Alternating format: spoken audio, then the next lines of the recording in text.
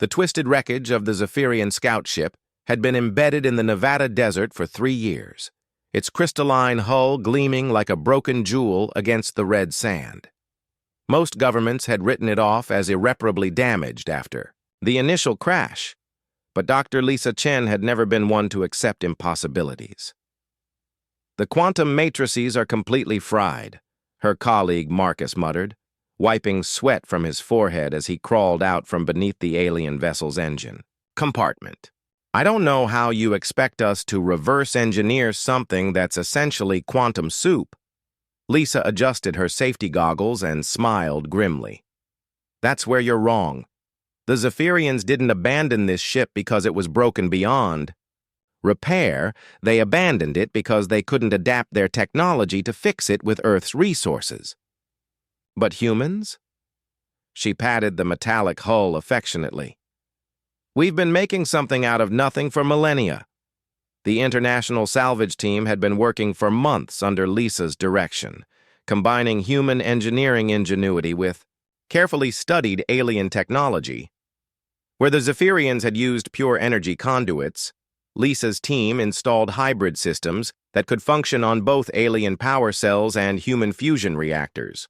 Where delicate quantum processors had shattered, they installed ruggedized human computers interfaced with recovered alien memory cores.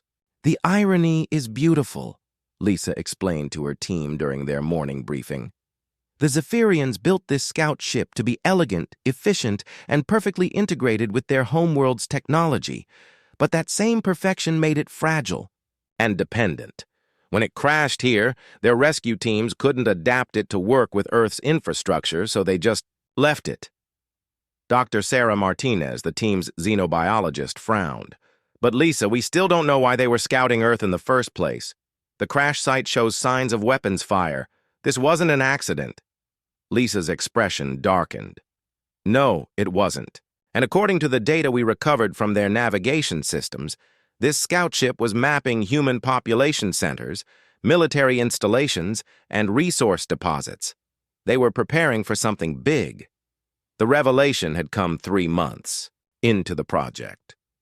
Hidden within the ship's memory banks, encrypted beneath layers of alien code, Lisa's team had discovered detailed invasion plans. Earth was to be strip-mined for its rare Earth elements after the human population was relocated.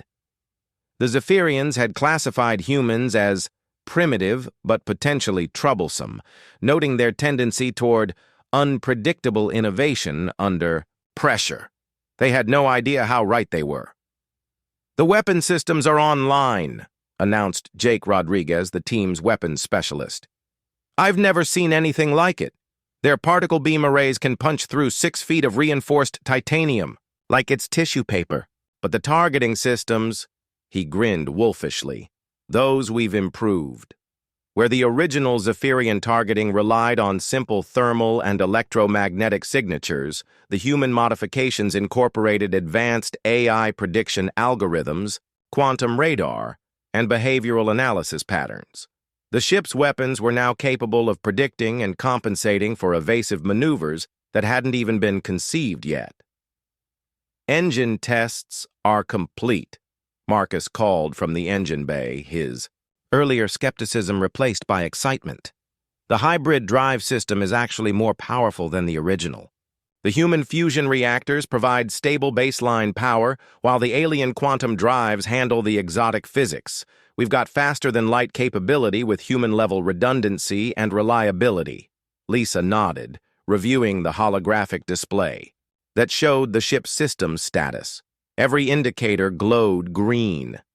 3 years of tireless work, combining the best of human engineering with salvaged alien technology, had produced something neither species had achieved alone, a starship that was both cutting-edge and virtually indestructible. "Dr. Chen," came a voice from the communications array. It was Lieutenant Colonel Harrison, their military liaison.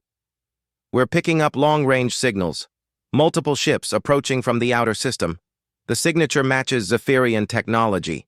Lisa felt her blood run cold, then smiled with fierce satisfaction. "How many ships?" 12 heavy cruisers and a command dreadnought. ETA, 72 hours. The bridge fell silent as the implications sank in. The Zephyrians were returning, undoubtedly, expecting to find a defenseless world and the wreckage of their scout ship exactly where they'd left it.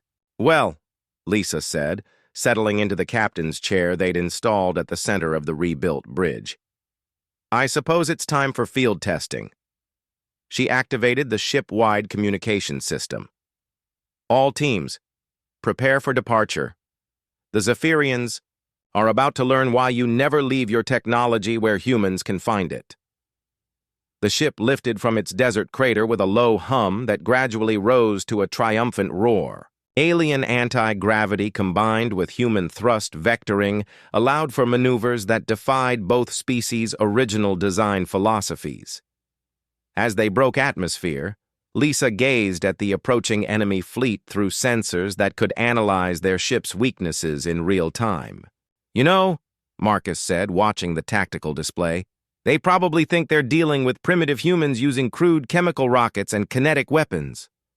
"Let them," Lisa replied, her fingers dancing across controls that responded to both human intuition and alien precision. "They abandoned this ship because they thought it was broken. They're about to discover that humans don't fix things. We make them better."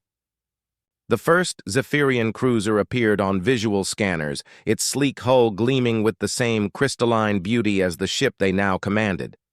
It began charging its weapons, no doubt expecting easy prey. Lisa's smile was sharp as a blade. "Fire!"